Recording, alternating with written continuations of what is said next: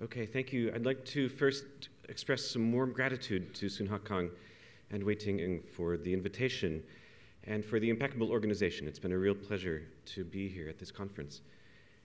To start with a few words about where I'm headed, the core challenge that I'll discuss here is that immigration introduces certain forms of social difference, and encountering people who are different in these ways is sometimes experienced as unwelcome or even threatening by some natives. The immigrants themselves typically understand exactly how they're perceived, and they understand in these terms the treatment that they sometimes get from natives. So immigration often seems like a threat to well-being for natives and immigrants alike, even if it results in objective benefits for both. So the question then becomes whether there is something that governments can legitimately do to enhance well-being in this context, to mitigate the perceived threats. Thinking broadly, there's two frameworks for interpreting a more specific set of approaches. One can,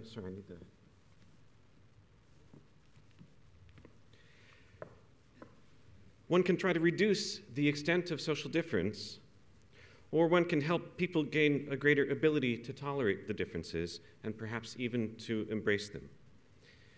Now, what I'll argue is, first, that if one wants to try to reduce social difference, especially via change of the immigrants, the means that are used to do this must be non-coercive. But it would likely be better, especially in the long term, to opt for the second approach, to opt for a political or public discourse that encourages people to accept differences, to find value in them where possible. And when I say better, what I really mean is better for the natives, not just for the immigrants. So I'm going to present some data that suggests that anti-immigrant discourses, political messages that highlight and even bemoan how different immigrants are, those discourses contribute to undermining the subjective well-being of the natives themselves. So one way to think about a meaningful well-being policy here is that we would likely see a significant benefit if politicians stopped talking about immigration and immigrants in the way that many of them currently do. Now that formulation might sound a bit glib. I don't intend it to be. It goes very much against the grain of current discourse in many countries that receive immigrants in any significant numbers. So a change of direction won't happen of its own accord. I'm not sure there's much of a prospect of it happening at all, but perhaps there's hope in the idea that the current discourse is damaging not so much to the immigrants, but to the natives themselves. Perhaps recognition of this idea could amount to reason for reflection on how people speak. Now, a few words about immigration in general to convey a clear sense of what I think the main challenge is. So it's common to think about immigration mainly in geographic or legal terms, the movement of people from one country to another, where what matters is whether someone lacks citizenship in the country they've gone to, or perhaps that they weren't born in the country they've gone to. Now that way of thinking about it, it's not wrong per se, but it doesn't quite capture what makes migration so specific and so significant, an issue that gets so much attention in public and political discourse. What really matters about immigrants is that they're different from natives in ways that many people perceive as significant. And of course, the main aspect of difference has to do with national identity. If immigrants weren't different in this way, then I'd suggest that they're not really immigrants in a way that fits our intuitive sense of the term. So we can see this via a couple of examples. When people move from the USA to Canada, I would suggest that they're not really quite immigrants in the way that Indians or Japanese people are when they move to Canada.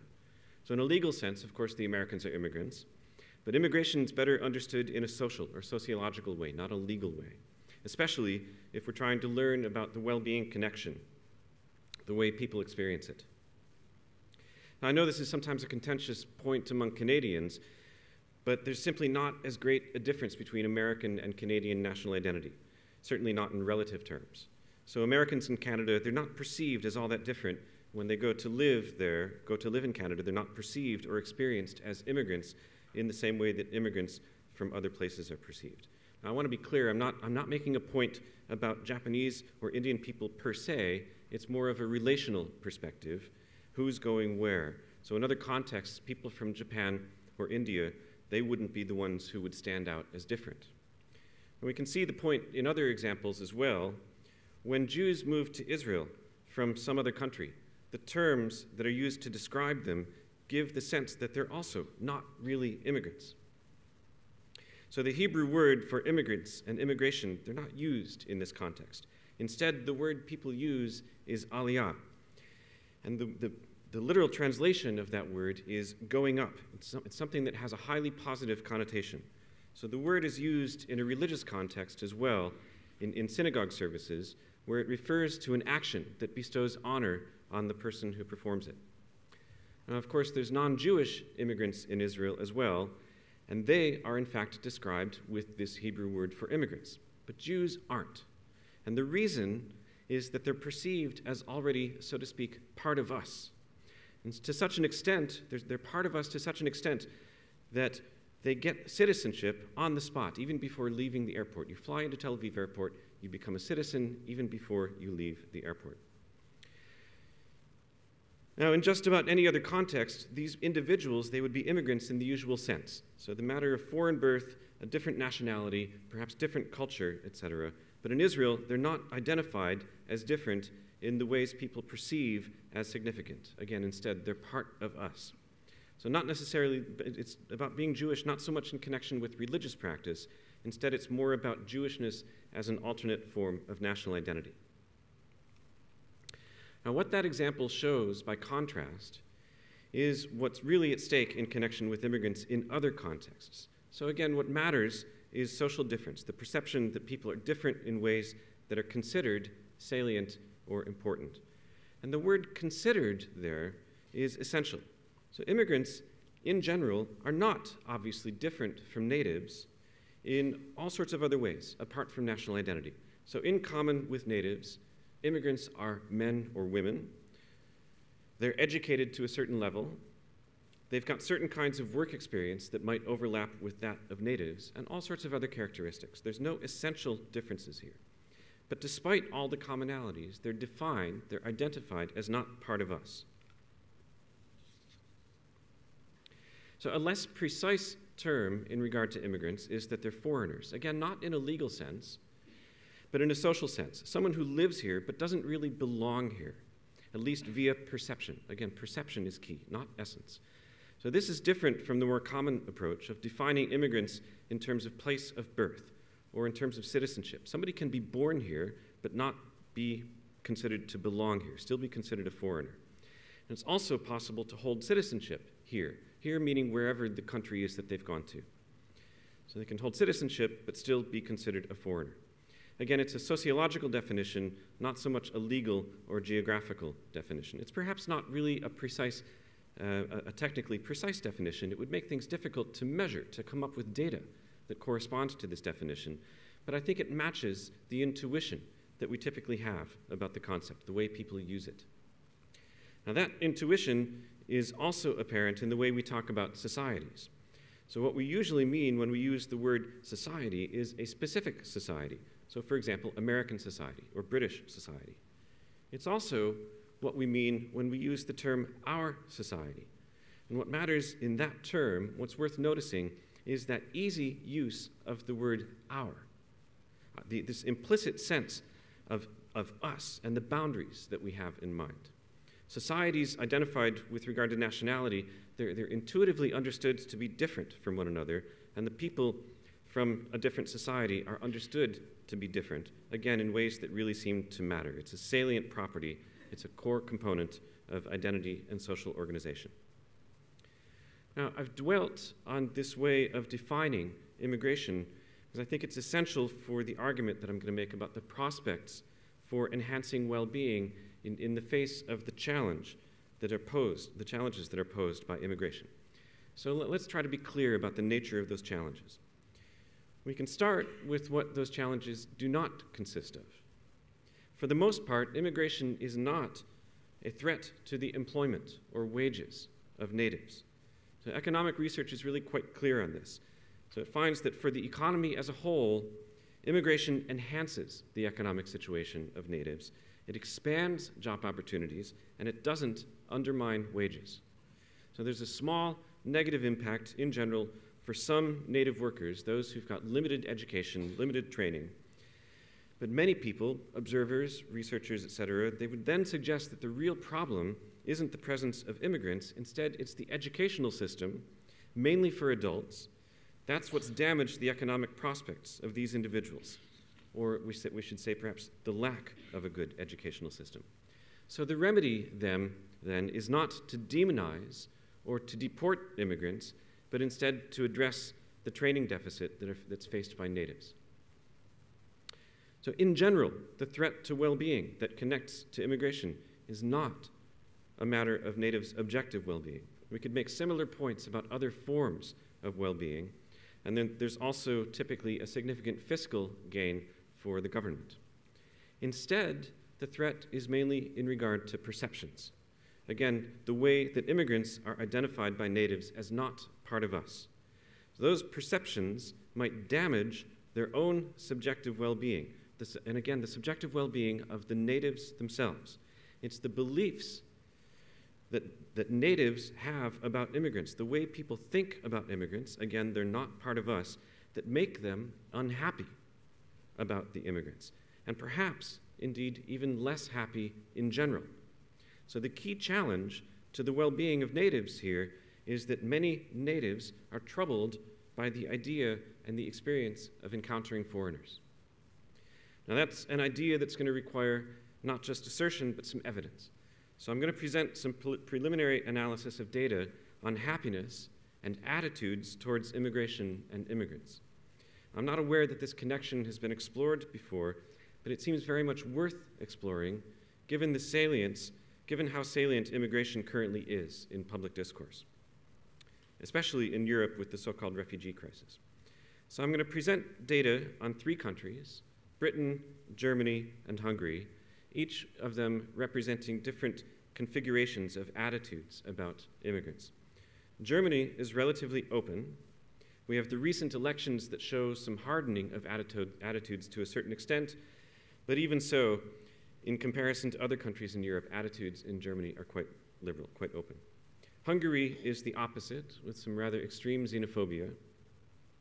And Britain is in the middle. There's a history of multiculturalism, but that perception, that orientation has significantly degraded in the last decade. Those descriptions of those 3 countries show up in answers that people give to some questions on the European Social Survey.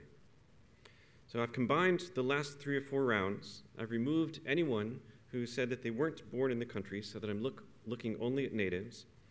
And what we see in this first figure is the basic contrast that I'm referring to, where a majority of Germans favor accepting many or some immigrants from poor countries outside Europe. In Hungary, the vast majority of people are opposed to this, and again, the UK is in the middle. Attitudes are a bit more open when people are asked whether they would favor immigration of people that belong to the same racial or ethnic group. But what's also striking about this figure is that there's still significant opposition, even when it's a question of people of the same race or ethnic group. So this reinforces the point that I was making earlier about immigration, the idea that it's more about shared national identity, not so much about any sort of objective forms of difference. So many people in the UK don't want Polish or Romanian immigrants, even though they're white. Now we can see similar cross-national patterns in answers to other questions about attitudes. So for example, the question whether immigrants make your country a better or a worse place to live. I'll come back to that variable in a minute or two. So the main research question for this paper is whether there's any association between these variables about attitudes and the happiness variable. So again, this is European Social Survey data. So the happiness variable is constructed from a 0 to 10 scale where respondents are asked, taking all things together, how happy would you say you are? And if we compare those who say they don't want any immigrants from poorer countries to those that are willing to have at least a few, or perhaps some, or even many, what we see is a non-trivial difference in reported happiness. And for what I'm going to show, it doesn't matter if we group the respondents according to other binary sets. So if we compare the top two groups to the bottom two groups, it doesn't make a difference for what we see. So for Germany, in bivariate comparisons, the difference between these two groups, again, people that say they don't want any versus people that are willing to have at least a few or many or some, the difference is 0.73. Again, on this scale that goes from 0 to 10, 11 points, a difference of 0.73. For Britain, it's 0.4, and for Hungary, it's 0.5. So across the board, no matter what the orientation to the attitudes are, there's different numbers of people that fall in the groups that I've identified, but we still see significant differences in happiness.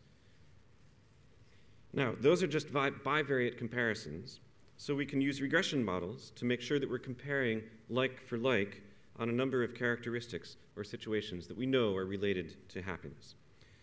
So what we get is a difference between the two groups in each country. It's smaller than in the bivariate comparisons. But the difference doesn't disappear with these control variables. Speaking very roughly, it's about half of what the bivariate comparison suggests. So for Germany, when you control for other factors, being really opposed to immigrants from poorer countries is associated with a level of happiness that's 0.4 points lower than those who aren't so opposed. For Hungary, the difference is a bit smaller, and for the UK, it's about half of the German difference, so about 0.2 points. Now, if we consider the variable asking whether immigration makes your country a worse or a better place to live, the association between negative attitudes and lower happiness is even stronger, especially for Hungary. So this variable is an 11-point scale. Okay, it's similar to the happiness variable. You're asked to choose a number that talks about whether the immigration makes your country a better or worse place to live. So the coefficient of 0.19 for Hungary suggests that if you compared somebody that's 3 points lower on this scale, they would be less happy by more than half a point on the 11-point happiness scale. So again, that's an even stronger indication of the effect or the association with immigration attitudes and happiness than we saw for the other attitude variable. Now, this is a fairly simple cross-sectional analysis. And before we conclude that having anti-immigrant attitudes makes someone less happy, perhaps we need to consider whether people who are less happy are more likely to develop anti-immigrant attitudes. Or perhaps the entire association is spurious somehow. But even if it can be shown to be spurious in a technical sense, I really doubt that it would be spurious in the sense that would lead us to reject it as a substantive idea. So if we included a more general variable for pessimism versus optimism, the effect, the coefficient for the immigration attitudes variable might disappear. But then one's attitude towards immigration is probably helping to shape a more general sense of pessimism or optimism. So for my purposes, what I've shown here is enough to plausibly suggest that having negative attitudes to immigrants is itself a form of unhappiness.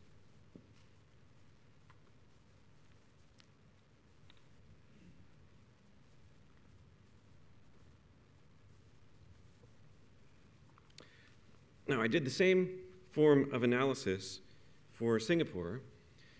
Here I'm using data from the World Values Survey, so that means that a few changes are required, mainly because the survey doesn't have questions that ask directly about attitudes towards immigrants. But there's a couple of reasonable substitutes. We can consider those who say that they wouldn't want to have foreign workers as neighbors. But what we see then is that there's no apparent difference between the people who don't want foreign workers as neighbors and people who wouldn't mind this. So that's certainly the case, especially if we consider regression models with the controls that I used earlier. But we can also use a question that asks, how much do you trust people of another nationality? So answers for this question are pretty evenly split.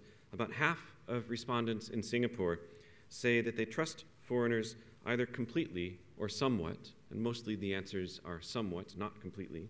and half respondents have either little or no trust in foreigners. And if we compare those two groups, we see something quite similar to what I showed for the 3 European countries. The difference shows up most clearly if we consider life satisfaction instead of happiness. So life satisfaction on the World Values Survey is given on a 10-point scale. For happiness, there's only 4 options for response, so the data are somewhat harder to work with. For life satisfaction, people who distrust foreigners are 1/4 of a point less satisfied than those who don't distrust foreigners, and that difference doesn't change much at all when you add controls in regression models. Now, I get the same basic pattern in ordered logistic models of the happiness variable, but again, it's easier to work with and to present the satisfaction variable. So it isn't obvious that things are all that different in Singapore from what's apparent in the European countries. Of course, this variable about trust towards foreigners, it doesn't tell us directly about attitudes towards immigrants. Perhaps the idea of trusting people of another nationality, maybe that's more about tourists. Or maybe it's about the encounters that people from Singapore have when they go abroad themselves. But I doubt it. I suspect we're seeing something that's roughly equivalent to what shows up for the European countries in regard to immigrants. Now, it might seem that I'm telling a very pessimistic story here about human nature. So the notion that there's some sort of deeply rooted tendency to be suspicious of something that seems unfamiliar, and so therefore a corresponding tendency to distrust and maybe even dislike foreigners. But I'm not sure that that's a universal tendency, because we have plenty of evidence indicating that this way of engaging with foreigners, it can be unlearned, or at a minimum, that a new generation can learn a new way of thinking about foreigners, people who are different in ways that in the past have been considered quite salient. Now that point is apparent when we look at an age distribution in reference to these views about admitting migrants from poorer countries outside of Europe. So people in the youngest age group are twice as likely as those in the oldest age group to say that they want to allow this sort of immigration. So here I'm focusing on respondents in the UK. I'm back in the European Social Survey data. So if we're going to move towards discussion of policy or the possibility of policy, then perhaps we can draw some comfort, some optimism from these numbers. And also from the distribution by education level, which of course is confounded with age. So this is obviously a question of period and cohort, even if there's a countervailing process of age. And eventually we won't have all that many people in the UK with only a primary education. But it's also a matter of what schools in the UK teach, the emphasis on diversity and respect for others, this business of embracing difference rather than distrusting it and fearing it. So again, we can think in terms of the next generation as grounds for optimism. On the other hand, we wouldn't simply want to wait for generational change. The time frame is too long. The problem is more urgent than that. So the question in regard to policy is whether there's something that governments can do now about the people who are less happy now, perhaps because they're anxious about immigration or perhaps less happy in a way that leads them to blame immigrants. Now we can see those anxieties via an additional distribution, though it really only tells the story that most people would expect. So the people who show the strongest opposition to immigration are those who are retired, those who are unemployed, and permanently sick or disabled. And then, of course, those variables often cluster together. A typical opponent of immigration, at least in the UK, is a somewhat older person with limited education, perhaps retired, or perhaps instead unemployed or disabled.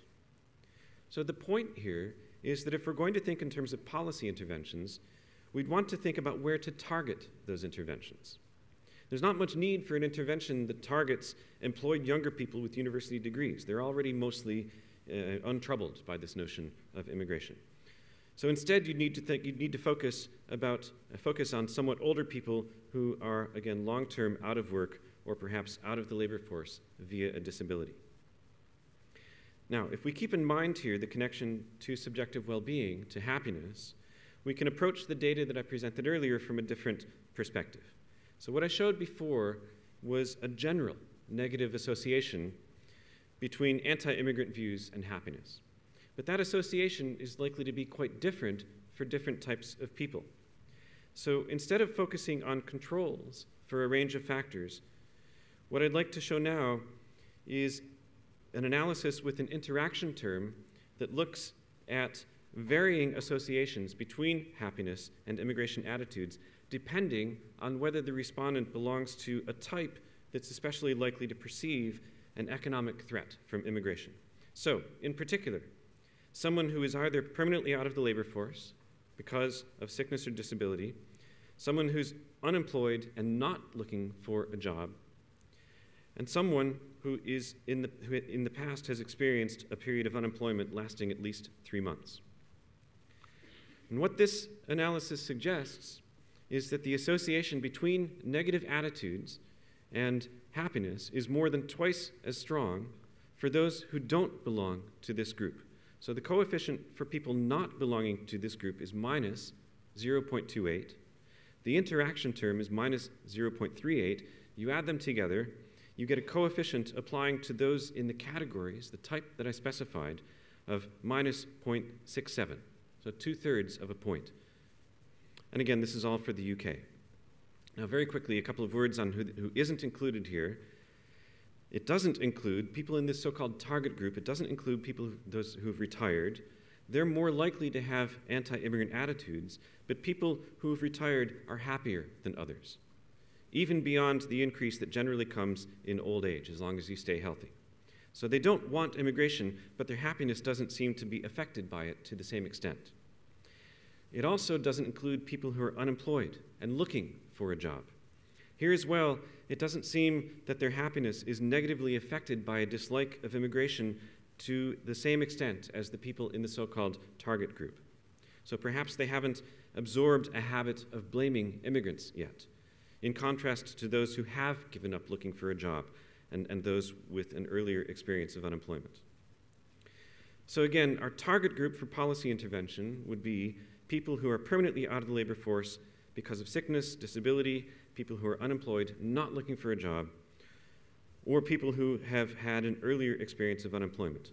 That's where you find lower happiness and, apparently, a particularly strong negative association between anti-immigration attitudes and happiness.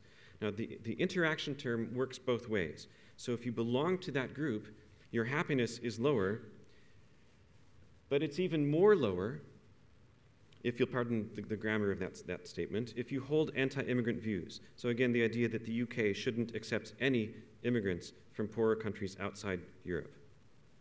Now, those models don't contain other controls, but they also don't change all that much when other controls are added. So again, target group. And then we have the question, is there anything that governments could do for people in this group? And here, again, because I've presented data for the UK, I'm going to think mainly about the UK context. And in the UK context, we then have a big problem. So what I'd like to be able to suggest is some sort of campaign, something targeted at a middle-aged population that's economically vulnerable, something that tries to reinforce an inclusive message for these people in regard to the immigrants that are already in the UK, something that says, these people are part of us. They're not a threat. We're not going to blame them for the difficulties that some of you are having. And the problem in this regard is that politicians and governments in the UK, and not just the UK, but especially the UK, they've spent decades saying exactly the opposite to this particular group of voters, that immigrants are the reason for the difficulties people in the UK are experiencing, that the only way to address those difficulties is to keep immigrants out and maybe get the ones that are already present to leave, if possible. And of course, you can imagine I have Brexit very much in mind in this context. So it would really be naive to imagine that a British government or British politicians would adopt a message going in the other direction. It would amount to an admission that they've had it wrong the whole time, and that the reason for economic distress doesn't have to do with them, the immigrants, but rather with us, for failing to come up with some sort of constructive response to globalization, the economic challenges of globalization. So at the risk of offering my own simplistic scapegoat, I'd suggest that the real threat to the subjective well-being, especially of vulnerable segments of the British population is the British political establishment itself, for the way that it resorts to simplistic political messages that stoke people's fears and worries. Now, as punditry, that's maybe not the most original contribution, but again, I'm not aware of previous empirical research that's explored that connection between happiness and immigration attitudes. So even if there's not much of a prospect that this message will gain political traction in the UK, then if the analysis that I've presented is robust to further exploration, then I'd suggest that it does strengthen a more general case for adopting an integration approach in regard to immigrants rather than an assimilation approach. And this is, of course, what I referred to at the beginning, this notion that it would be preferable to help natives develop attitudes towards immigrants that include acceptance of social difference rather than requiring immigrants to assimilate so that they're not all that different from natives. Now, the assimilation view, it's often seen not so much by scholars but by other elites in public discourse, so politicians, commentators, etc. So it's common to find the view that people have a right to defend their culture. How such a defense is to be achieved, it's often not specified very well. But if you scratch the surface, it becomes clear that natives in a given destination, they want to prevent having things change all that much. And that's supposed to happen in part by requiring the assimilation of natives. So again, this notion of a right to defend one's culture. I don't think the frame of rights is the most productive way to consider this issue. So even if you accept the claim of a right, it's also a question of what works best, given certain trade-offs and unintended consequences. And I think it's pretty clear that there isn't much prospect, at least not anymore, in trying to require immigrants to assimilate. So I suggested at the beginning as well that means to do this must be non-coercive. The tools that governments use for this purpose, they're simply not very sharp. So the usual approach is to require immigrants to take a citizenship test, sometimes, and in the UK in particular, even to gain permanent residence.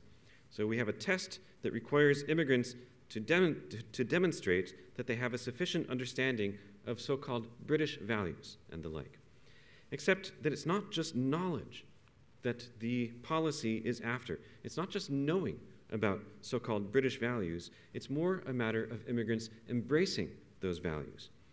And it's hard to imagine that a multiple choice test on a computer can give any sort of indication about the extent to which this has happened. So immigrants can work out what are the right answers for this test, and they can give them in the context of the test situation. This is the same thing as with students everywhere. And it's not apparent that there are other good ways to know what's in someone's heart, so to speak, ways that are actually available to large government bureaucracies. Now, apart from that, it's pretty obvious that assimilation policies of that sort, and citizenship tests in particular, they're not really targeted at the immigrants themselves. The immigrants aren't really the object of the policies. Instead, the real or intended so-called beneficiaries of policies of this sort are the natives. So people are anxious about immigration, and governments then try to reassure them by giving the impression of doing something about it. And that something, that policy, that approach is oriented to the notion of reducing the extent of social difference. But the impression of doing something is not very convincing.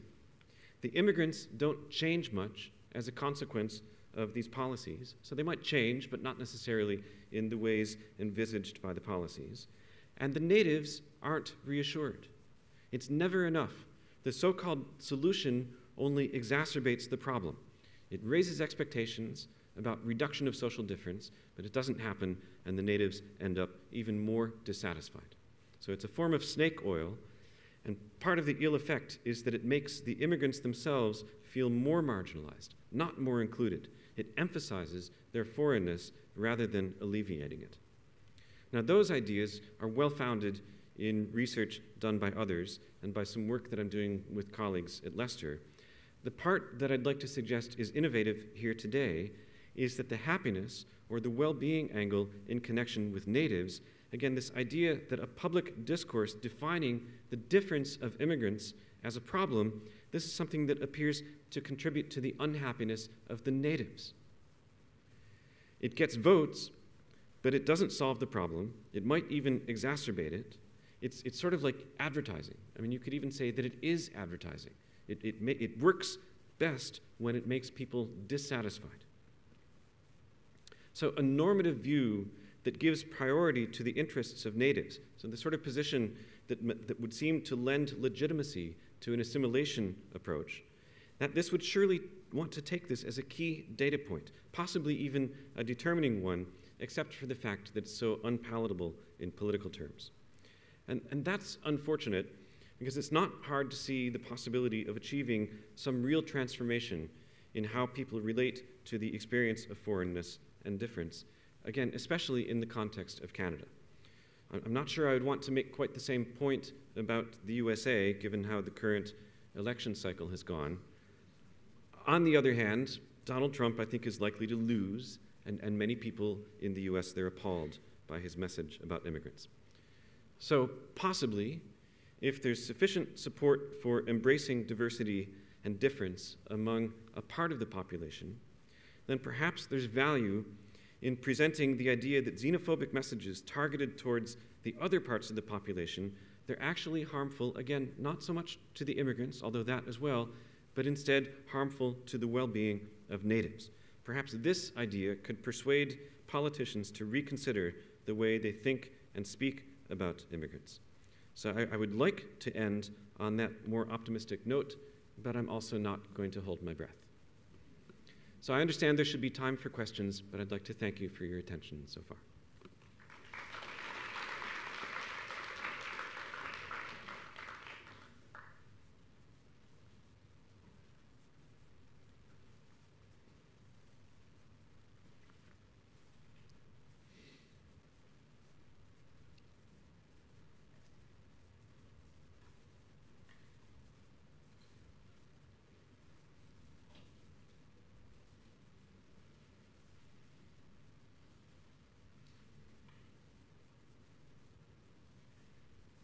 Yes, please. May I ask a question? I'm confused. So what are you suggesting to the politicians to target to change the message and to target a certain subgroups? Because nowadays, all the groups in society can hear the same message. They can get it, you see. So I think you are really blaming the politicians for maybe targeting the wrong groups, but actually they are targeting at the majority of the population, which is still the natives.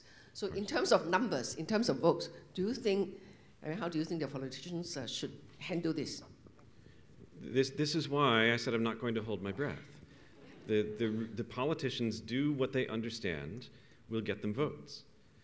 And they're the ones that are experts on that. I'm not.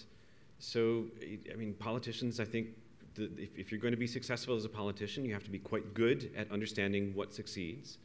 And in the current context, again, I'm speaking mainly about the UK, what they understand succeeds is what they do.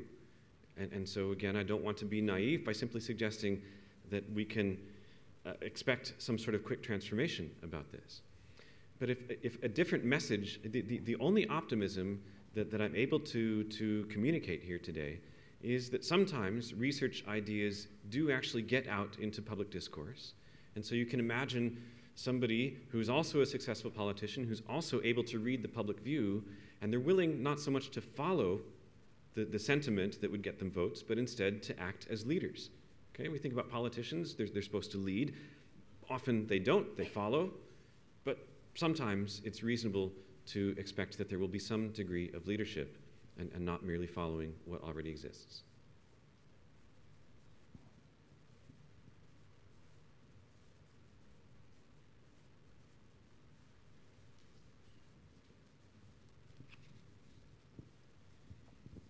Thank you so much for your talk. I think it is super clear, and I'm completely convinced that this effect is robust. That this idea that for people who hold more negative attitudes toward immigrant are less satisfied or less happy.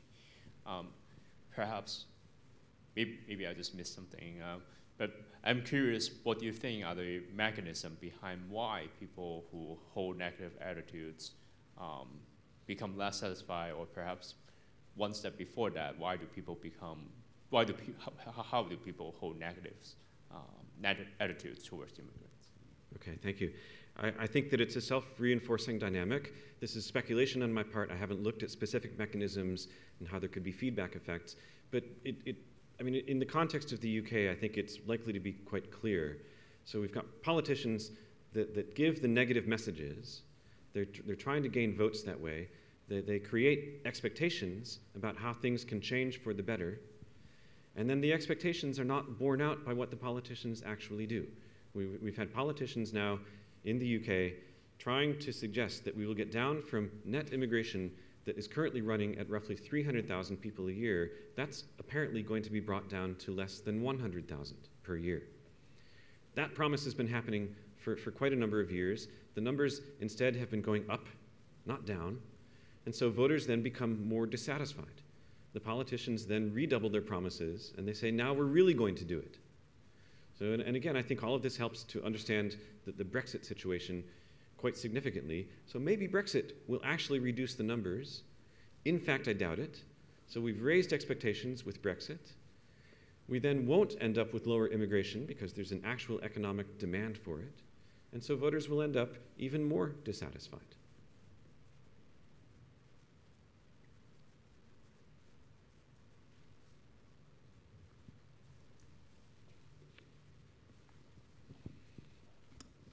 Hello, thank you for your presentation. I'm wondering what's the incentive for politicians? Okay, I guess in the UK elections, for example, what's the incentive for them to stop playing this particular card to buy votes? To buy votes. So, I mean, I'm thinking about things like the way politicians are paid. Which actually, compared to a country like Singapore, UK politicians aren't really paid that much. So, so I guess the question I'm asking is, do you see this particular issue as a way that, we can consider seeing politicians a lot like the judiciary? We pay judges well to try to ensure a less corrupt system. So perhaps politicians' pay might be related to these kinds of decisions. Possibly. What I understand from what you say is that, I mean, in regard to Singapore, possibly what? The politicians are paid via public payments to the political parties, regardless of whether the political party actually wins the election? Is that the implication? Because that wouldn't be quite, that certainly wouldn't be true in the UK. Okay, so how it's, whether there's a difference in funding, I mean, you'd have to sort of explain how it works in Singapore, but I'm guessing it's going to be quite different. Well, I mean, I actually don't know how it works exactly in Singapore, okay. But it's the general idea is that politicians in the UK are actually paid relatively less than many other countries. And the idea is that because of their underpayment inequity, that often leads them to find money elsewhere. So they're being not paid very well, they supplement their income otherwise, and that contributes to corruption. Okay, thank you. I'm not sure that I can pursue that angle. I mean, you started your question by asking what would lead politicians to do things differently. And what I would like to offer as a response is the notion that if they stopped speaking about immigrants the way they currently speak about them, it would actually contribute to the well-being of the people that they are apparently trying to hold public office to support. Now, in fact, I'm much more cynical than that statement would imply. So I mean, Ed Diener spoke this morning about the way David Cameron adopted this whole notion of subjective well-being in 2010 in a particular speech that he made. And it's important that he did that, but having followed the issue since then, I'm not sure that I see much impact. I'm not sure that I can see all that much that the UK government currently does that's somehow different from what they were doing before David Cameron sort of gave that particular speech. I mean, there's collection of data, but is there in fact a different direction of policy? I think that would be a very difficult thing to argue. So once again, I'm not going to suggest that I've offered anything here today that leads to some insight that is going to transform the nature of political discourse. Instead, I think I've identified why we will likely continue to see what we've been seeing.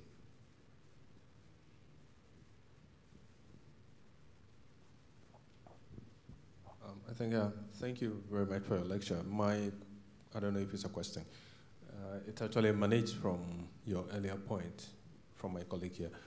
I was thinking, having identified groups that tend to have, let's say, negative effects or whatever on immigrants, like the older persons and then maybe retired persons. I was thinking like maybe through in-depth interviews, I don't know if you have that sort of data, you could actually find out that maybe some sort of personal experiences of those people tend to affect their notions or their responses, because all these are, quantitative, asking people to rate on a scale. Perhaps, maybe if you are asking them about some personal experiences that they have encountered, maybe that could explain why they dislike immigrants. Taking the older persons as well. They are old, they've lived through their societies for a longer period, they've seen their societies change, so maybe they have some sort of comparative, experiential things that tend to inform their decisions. Or perhaps, have you considered that? And I would completely support the idea of qualitative research for this purpose as well. Happiness Studies has done almost entirely quantitative research for quite some time now. Some people are starting to do qualitative research, and that sort of in-depth interviewing, that could easily be very revealing in regard to the people that have this more difficult experience with immigration and perhaps lower happiness as a consequence. What we know about about attitudes in general, but this is, I'm sorry that I'm going to be back in quantitative data for this purpose, is that it's people that have had the least contact with immigrants who tend to have the most negative attitudes. So when people actually encounter immigrants, right, when they live in close proximity, under good conditions at least, then the attitudes can change. So it's pretty clear, right, from not my research, but the research of other quantitative social scientists, that this notion of a contact hypothesis is pretty well supported, at least under certain conditions. But again, I agree with you that in-depth interviewing would be a very good way to supplement that approach.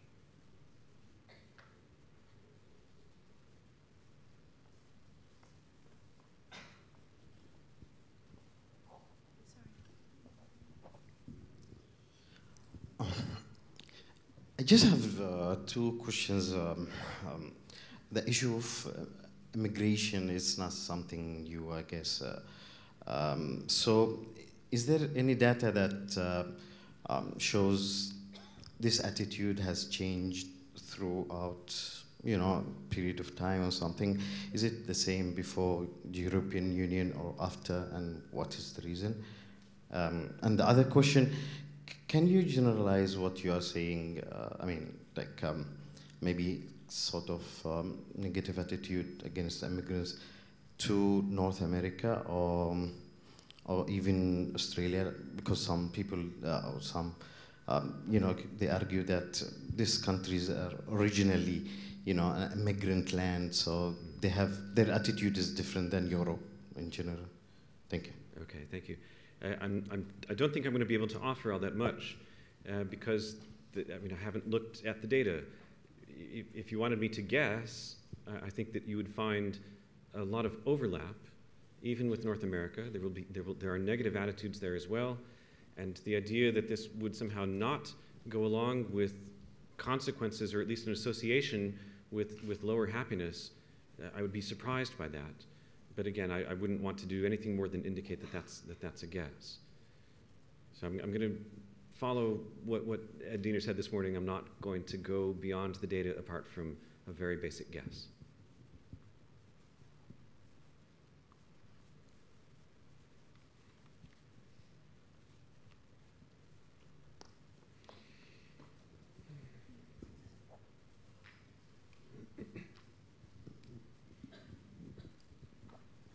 So I'm just curious, since you said that the data is like more for the UK, am I right? So with regards to Brexit, then I'm curious, like, is this well-being thing also tied to the colonial past of itself? Because last time, okay, this is going to be a bit sensitive because it's talking about the UK's past. So the UK, they used to be quite dominant, you know, all that colonization, all that. So perhaps part of their well-being was in the white supremacy, you see. So I thought, like, is there any correlation to their pride as a colonial power and now? Because, you know, there's still some sort of those, racism and all that else thing. Yeah. I think that's probably on target. I'm not sure that it's so much about the colonial history. The persistence of racism, of course, is quite real. And the way that this would feed attitudes towards immigration, I think that's undeniable, except that, as I pointed out with certain kinds of data or at an earlier point in the talk, there are plenty of people in the UK who don't want immigrants to come, even if they are white. So I think you're partly on target, but I also think we wouldn't want to say it's only about racism. It's just down to this more basic notion of perceived difference. It's grabbing on to forms of difference where you really have to sort of work hard to see it. You can't see it in what people look like. You can't see it in other forms, other characteristics that are fundamental to people's identity. It comes down to this notion of national identity, and then I imagine you're familiar with this phrase that comes from the work of Benedict Anderson, this notion that nations are imagined communities. There's a lot of imagination going on here about how people are different. But even so, yes, in the context of Britain, partly a matter of this colonial history and racism.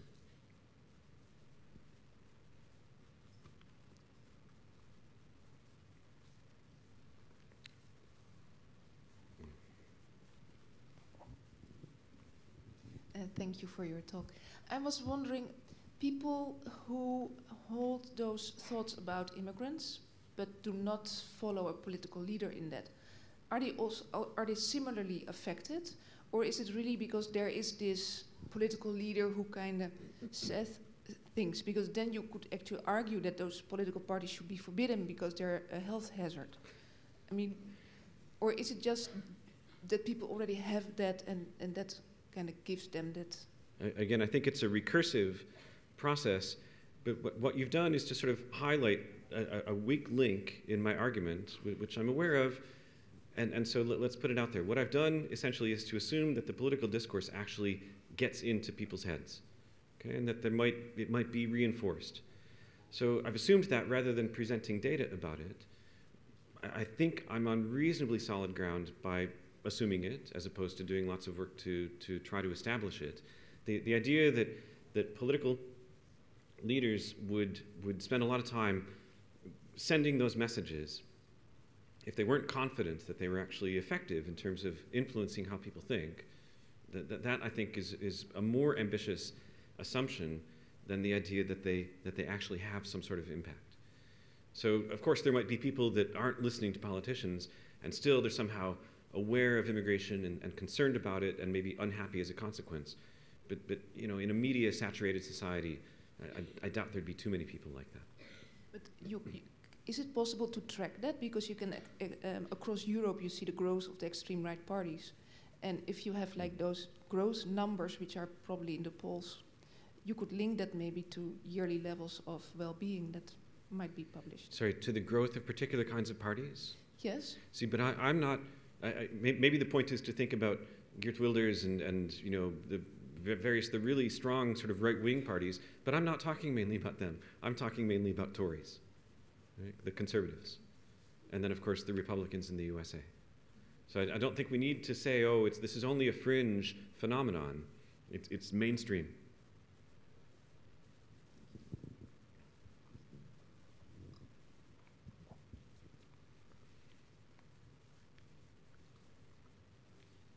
Okay, thank you very much.